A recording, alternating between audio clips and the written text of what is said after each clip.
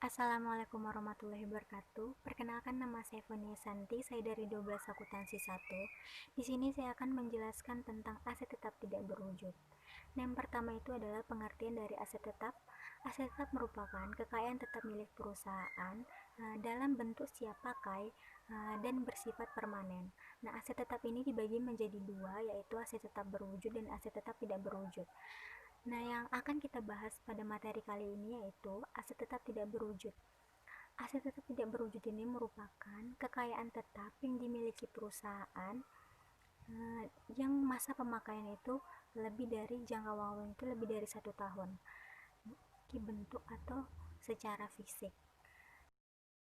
Nah, yang selanjutnya itu adalah karakteristik yang dimiliki oleh aset tetap tidak berwujud. Nah, karakteristik yang dimiliki oleh aset tetap tidak berwujud ini yang pertama adalah tidak memiliki eksistensi secara fisik. Artinya itu aset tetap tidak berwujud ini tidak memiliki bentuk fisiknya. Nah, yang kedua itu adalah bukan merupakan sumber dari keuangan. Maksudnya ini ialah kita tidak mengetahui bahwa nilai dari kekayaan yang kita beli tersebut atau aset tetap tidak berwujud yang kita beli tersebut, kita bakal mengetahuinya nilai dari kekayaan yang kita beli tersebut pada saat kita mempublishnya, baru di situ kita mengetahui bahwa keuntungan kita peroleh dari hasil kekayaan yang kita beli tersebut. Nah, yang selanjutnya itu adalah merupakan sifatnya itu bersifat jangka panjang dan merupakan subjek amortisasi. Seperti yang kita bilang tadi, yaitu aset tetap tidak berwujud ini merupakan aset tetap tidak berwujud ini memiliki jangka waktu pemakaiannya itu lebih dari 1 tahun. Nah, merupakan subjek amortisasi, ini merupakan subjek penyusutan. Jadi sebuah kekayaan yang jangka waktu pemakaiannya itu ditentukan, maka kekayaan tersebut harus diamortisasi atau harus disusutkan. Nah, yang selanjutnya itu adalah contoh-contoh dari aset tetap tidak berwujud ini. Nah, contoh yang pertama dari aset tetap tidak berwujud ini, yang pertama itu adalah merek.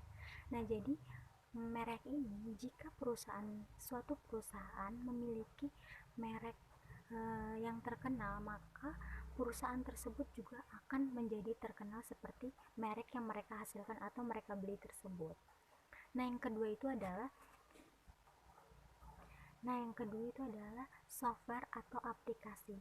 Nah, jadi maksudnya ini, jika suatu perusahaan menghasilkan aplikasi atau membuat aplikasi, terus aplikasinya itu dikenalkan kepada publik, aplikasi tersebut dibuat dan dikenalkan kepada publik, maka dari itu akan menjadi kekayaan tersendiri bagi perusahaan tersebut. Nah, yang selanjutnya itu adalah franchise atau waralaba. Nah, franchise ini seperti Coca-Cola, McDonald, atau Starbucks, itu merupakan perusahaan milik luar negeri yang membuat kontrak di Indonesia.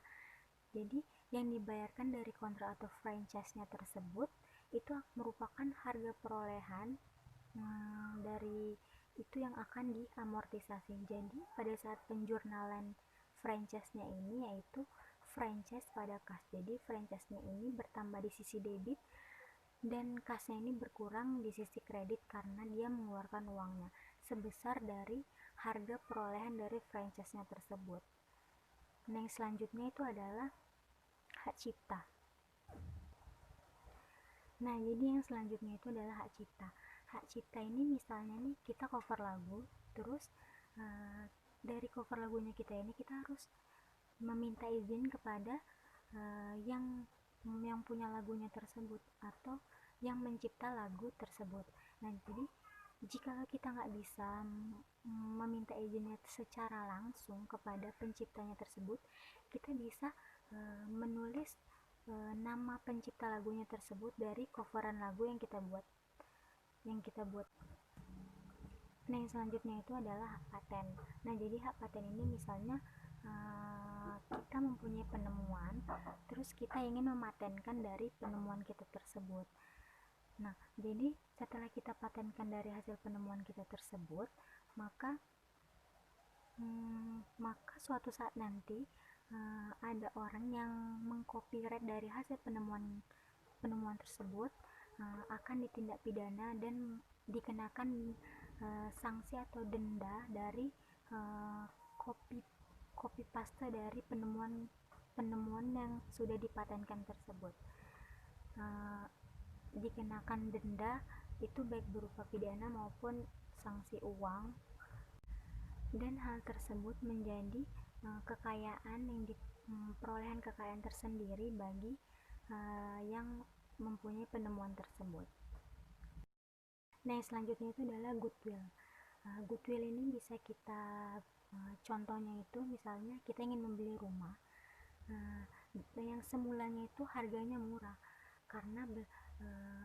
murah, tetapi karena rumah tersebut mengalami pengembangan, maka harga dari rumah tersebut menjadi lebih tinggi karena letaknya menjadi lebih strategis.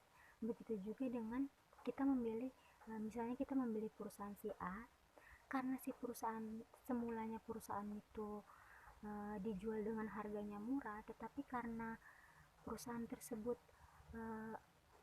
berkembang, memiliki profil yang bagus dan maju, maka harga dari perusahaan tersebut menjadi lebih tinggi karena perusahaan tersebut memiliki profil yang bagus dan menjadi perusahaan yang maju.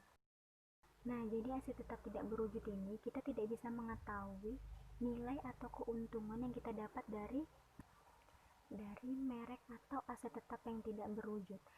Jadi dampaknya itu bakal kita rasakan beberapa tahun ke depan. Jadi semakin familiar merek tersebut, maka keuntungan yang kita dapat itu juga semakin lebih besar. Yang selanjutnya itu adalah amortisasi aset tetap tidak berwujud. Jadi setiap aset tetap itu wajib mengamortisasi atau menyusutkan dari aset tetap tidak berwujud ini. Nah, jadi setiap aset tetap yang jangka waktunya itu ditentukan itu wajib diamortisasi atau disusutkan. Jadi kalau aset tetap yang jangka waktunya tidak ditentukan atau pemakaiannya itu secara terus-menerus yang jangka waktunya itu tidak ditentukan, maka aset tetap tersebut tidak berwujud, tidak dilakukan amortisasi atau penyusutan. Nah, jadi contohnya itu merek. Jadi merek ini setiap tahunnya akan disusutkan selagi merek tersebut dapat digunakan atau masih familiar di publik, itu setiap tahunnya harus disusutkan sampai merek tersebut tidak digunakan lagi atau tidak familiar lagi, baru amortisasinya itu dihentikan atau tidak dilakukan amortisasi lagi. Sekian dari hasil penjelasan saya. Wassalamualaikum warahmatullahi wabarakatuh. Maaf jika ada kekurangan.